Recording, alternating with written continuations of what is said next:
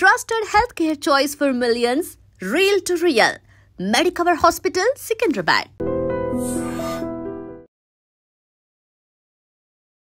నమస్తే, నా పేరు doctor N Subrahmanyam, Ayurveda specialist, Amrutham Ayurvedic hospital, Hyderabad. నేడు పురుషుల్లో కానీ స్త్రీలలో కానీ B12, D vitamin, calcium, iron, magnesium ఇలాంటి పోషకాలని టెస్ట్ చేస్తే చివరికి బ్లడ్ అంటే హిమోగ్లోబిన్ ఇవన్నీ కూడా సరిపడినంత ఉండడం లేదు.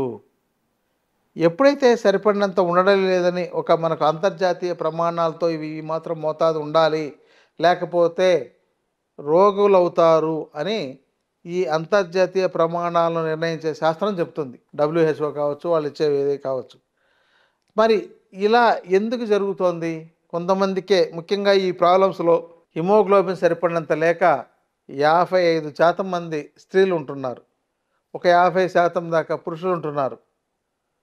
ఇక మిగతా సమస్యలు ఇక చెప్పలేనివి. మరి ఇలాంటివన్నీ కూడా రావడానికి కారణాలు ఏంటి? మీకు ఈ పోషకాల లోపం మీ ఆహారం ద్వారానే వస్తుంది. ఎందుకు B12 తక్కువ అవుతుంది? ఎందుకు డి విటమిన్ తక్కువ అవుతుంది? మీరేం బయట తిరగరు, ఎప్పుడు రొటీన్ ఆహారం తింటున్నారు. మీరు ఏదైనా ఆహారం తీసుకున్నా కూడా ప్రస్తుత పరిస్థితుల్లో మనకు జెనెటికలీ మాడిఫైడ్ అయ్యేవన్నీ కూరగాయలు, ఆకుకూరలు ఉండడం వల్ల మీకు శరీరంత పోషకాహారం మీ శరీరానికి అబ్జర్వ్ కావటం లేదు. కాబట్టి వీటికి సప్లిమెంట్గా మీకు ఇంజెక్షన్స్లో కానీ ట్యాబ్లెట్ రూపంలో కానీ ఇవ్వాల్సి వస్తుంది. సప్లిమెంట్స్ అంటే ఇవి తాత్కాలికమే, ఇవేమి శాశ్వత పరిష్కారం కాదు. మీకు హిమోగ్లోబిన్ తగ్గిపోయింది, మీకు బ్లడ్ ఎక్కించారు, ఇది చెప్పాలంటే ఒక ఆర్టిఫిషియల్ ప్రక్రియ లాంటిది. బ్లడ్ ఎక్కిస్తే అది అప్పటికప్పుడు పెరుగుతుంది, తర్వాత మళ్ళీ తగ్గిపోయే అవకాశాలు ఉన్నాయి. మళ్ళీ అలా పెంచుకుంటూ వేసుకుంటూ వెళ్ళాలా, లేకపోతే ఈ సమస్యనే మనం రాకుండా కాపాడుకోవాలా అనేది మీరు బాగా గమనించాలి. దీనివల్ల ఏం జరుగుతోంది? చాలామందికి 30-40 ఏళ్ళలోనే నడుము నొప్పి, మెడ నొప్పి, మోకాళ్ళ నొప్పులు, భుజాల నొప్పులు ఇలాంటివన్నీ వచ్చేస్తున్నాయి.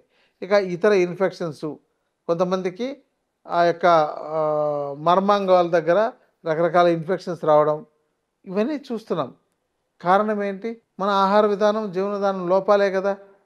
మరి వీటిని టెస్ట్ చేసుకుంటున్నారు, తక్కువ ఉందని తెలుస్తోంది. మరి పరిష్కార మార్గం ఏం చేస్తున్నారు? చాలామంది ఆ పరిష్కారం ఏం చేయట్లేదు. ఓకే, డి విటమిన్ తక్కువ ఉంది, ఇది అందరికీ కామనేట కదా, చల్తా. B12 తక్కువ ఉంది, ఇది అందరికీ కామనే కదా, చల్తా అన్నట్లు నడిపిస్తున్నారు. తర్వాత ఇవి తీవ్రమైన పరిస్థితుల్లో ఇతర రోగాలకు కారణమైనప్పుడు, ఇతర రోగాలు వస్తున్నప్పుడు ఇవి టెస్టులన్నీ చేస్తే ఇవన్నీ బయటపడుతున్నాయి.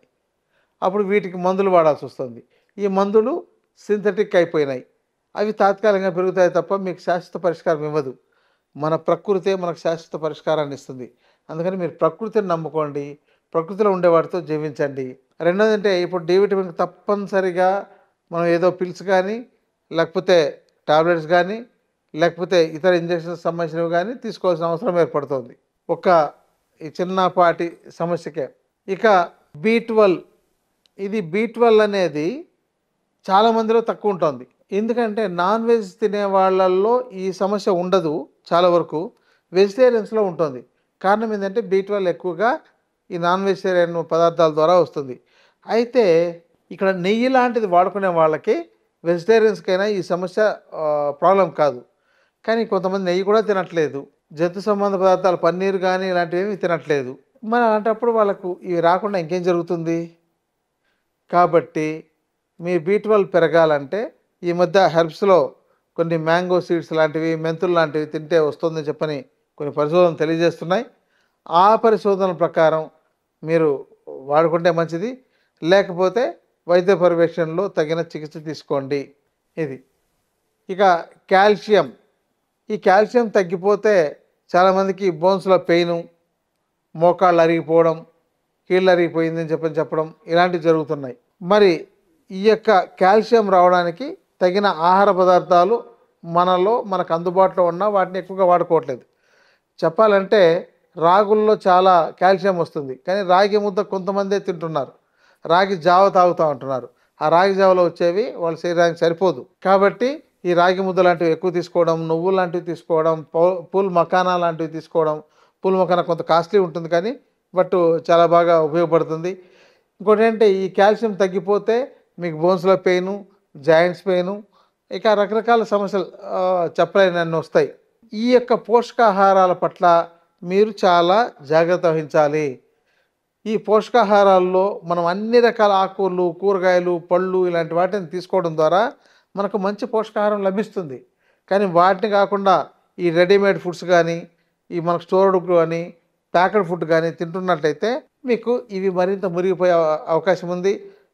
ఎక్కువ వచ్చినాయి అనుకోండి, ఇక మీకు బోన్స్లో పెయిన్, నడవలేకపోవడం, ఇతర ఇబ్బందులు, మీ విశ్వాసం కోల్పోవడం మీ శరీరం మీద, నేను ఇంకా ఎక్కువ జాబ్ చేయగలుగుతాను లేదో, ఇంతకాలం సర్వే కాగలుగుతాను లేదో, ఇలాంటివి పెరగడం, ఇలాంటివి చెప్పలే ఉన్నాయి. ఇంకా చాలామందికి ఐరన్ లోపం, మెగ్నీషియం లోపం, దానివల్ల కూడా వీళ్ళకు నొప్పులు వచ్చే అవకాశాలు ఉంటాయి. ఈ ఐరన్, మెగ్నీషియంని మీరు సరిపడినంత ఉండేటట్టు మీ ఆహారంతో చూసుకోవడం, లేని పక్షంలో ఈ సప్లిమెంట్స్ అయినా వాడుకొని ఆరోగ్యకరంగా చేసుకోవడం అనేది తప్పనిసరి. ఇదండి మనకు ఒక న్యూట్రిషన్తో వచ్చే సమస్యలు. అందుకని మీరు అన్ని రకాల కూరగాయలు, అన్ని రకాల పళ్ళు, అన్ని రకాల గింజధాన్యాలు, వాటిని ఇది తినవచ్చో తినకూడదు అనేటి అభిప్రాయాలు లేకుండా, మిగతా వాళ్ళు తింటున్నారంటే బాగుండబట్టి తింటున్నారు కదా, కనీసం వాళ్ళని చూసైనా నేర్చుకోండి. ఒక ట్రైబల్స్కి వెళ్ళండి, లేదంటే ఒక గ్రామీణ ప్రాంతంలోకి వెళ్ళండి, ఏం తింటున్నారో చూడండి. వాళ్ళకి ఇంకేమైనా లేకపోతే మీరు ఇవ్వండి, వాళ్ళ దగ్గర కొత్త నాలెడ్జ్ నేర్చుకోండి. మీకు చాలా ఉపయోగపడుతుంది. ఇంత మంచి అవకాశాలు ఇప్పుడు సోషల్ మీడియా ఒకటి అందుబాటులో ఉండడం, వీటిలో ఏ తప్పు చేసినా అవన్నీ బయటికి రావడం, మీరు ఏవైనా సరిగా ఆచరించకపోతున్నట్లయితే మీ తప్పు మీరే తెలుసుకోవడం, ఇలాంటివన్నీ మీకు అవకాశం ఉండడం వల్ల మీరు మరింత మెరుగైన విజ్ఞానాన్ని డెవలప్ చేసుకోవడానికి ఛాన్స్ ఉందండి. ఇదండి నేను చెప్పగలిగే ఒక ప్రత్యేకమైన పోషకాహారకు సంబంధించింది.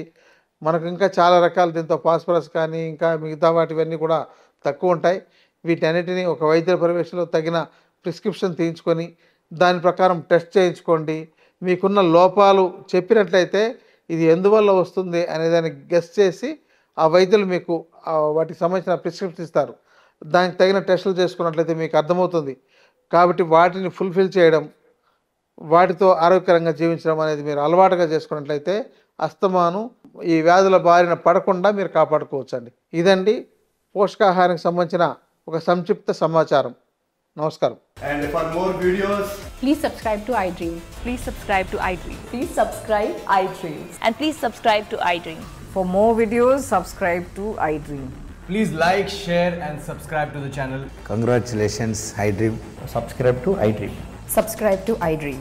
So subscribe to iDream Media. iDream ki iDream team andarki huge congratulations. Please subscribe iDream Media. Please subscribe to iDream. Subscribe iDream. Please subscribe to iDream. iDream అంటే నా కళల ఛానల్ సబ్స్క్రైబ్ చేసుకున్న నోరు తిరుగుతలేదు, మీరైతే గంట గుర్తు కొట్టండి. For more such videos, please subscribe to iDream. Subscribe to iDream. Please subscribe to iDream. Please subscribe iDream Media. Please do subscribe to iDream. Please subscribe to iDream Media. For best entertainment and information, please subscribe iDream. And don't forget to subscribe to iDream.